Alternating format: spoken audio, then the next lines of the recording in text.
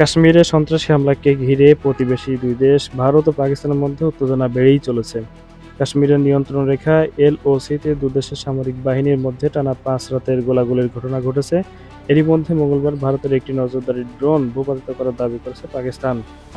ভারতের প্রধানমন্ত্রী নরেন্দ্র মোদী মঙ্গলবার রাতে 3 বাহিনীর প্রধান, প্রতিরক্ষামন্ত্রী রাজনাথ সিং ও জাতীয় নিরাপত্তা উপদেষ্টা অজিত দোভালের সঙ্গে বৈঠক করেছেন।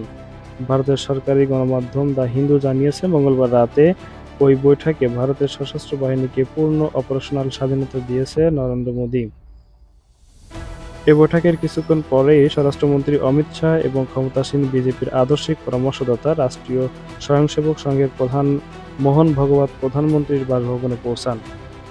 এদিকে মঙ্গলবার রাতে পাকিস্তানের তথ্য ও সম্প্রচার মন্ত্রী আতাউল্লাহ তারার বলেছেন, পাকিস্তানের কাছে বিশ্বাসযোগ্য গোয়েন্দা তথ্য রয়েছে। ভারত আগামী 24 থেকে 36 ঘন্টার মধ্যে পাকিস্তানের বিরুদ্ধে সামরিক পদক্ষেপ নিতে চায়।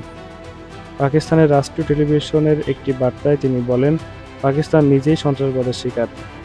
একটি দায়িত্বশীল রাষ্ট্র হিসেবে পাকিস্তান খোলাখুলিভাবে একটি নিরপেক্ষ কমিশন দ্বারা একটি বিশ্বাসযোগ্য, স্বচ্ছ এবং স্বাধীন তদন্তের প্রস্তাব দিয়েছে।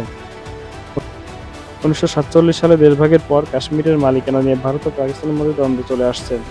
এই নিয়ে 3টি যুদ্ধ জড়িয়েছে তারা। এবারও পেহেলগাম হামলার পর উত্তেজনার পারদ চলেছে, যাতে দুই দেশের মধ্যে সামরিক সংঘাতের আশঙ্কা দেখা দিয়েছে।